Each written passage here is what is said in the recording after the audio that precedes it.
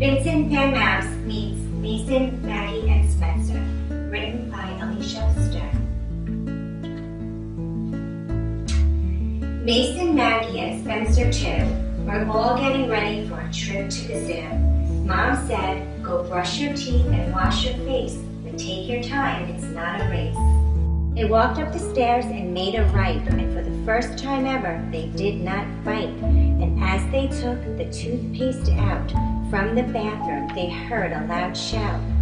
Spencer was screaming all through the house, Maison and Maggie, come quick, there's a mouse! They ran to his room with toothbrushes in hand. Get me a broom, Spencer yelled with demand. Never, said Maggie, he's fuzzy and cute. If we catch him, we'll sell him and make lots of loot. And as they stared at him with mouths open in awe, they noticed he painted a mural on the back of the door. And next to the door was a picture of a cat who was chasing a bee, a bird, and a bat. And on the wall to the right was a sign that had read, Vincent Van Mouse, with a self-portrait of his head. On the floor to the left was some paint and a brush. Do we tell Mom or do we say hush? It started with that bang, that clang, that loud noise, and the little mouse had played with all of Spencer's toys. Then he painted a mural and wrote his name on the wall. What else did he do? Who else should we call? Grab him, yelled Maison as he dove to the floor, but little did they know that Vincent had painted some more. For under the bed, on the wall to the right, was a picture of Spencer flying a kite, and a picture of Maggie sewing a doll, and a picture of Maison at third base playing ball. With mouths open wide, they stared at this mouse. Vincent is my name, and I've moved into your house. He said it so quickly it felt like a dream, but if Mom saw him, we knew she would scream. We told him about our trip to the zoo and how we were leaving by 2:15. We had to get ready, we had to get dressed, and Vincent agreed to clean up his mess.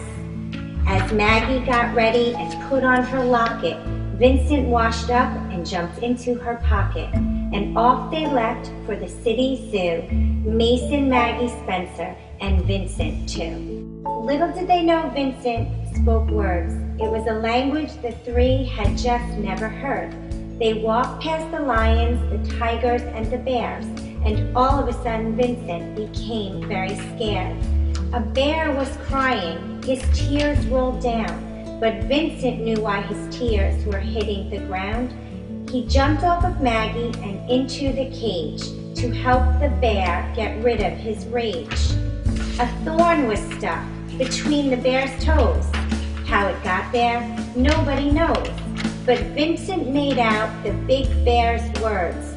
Something is stuck in my foot, was what Vincent had heard. And all who could see had watched in awe as Vincent took the thorn out of the bear's paw.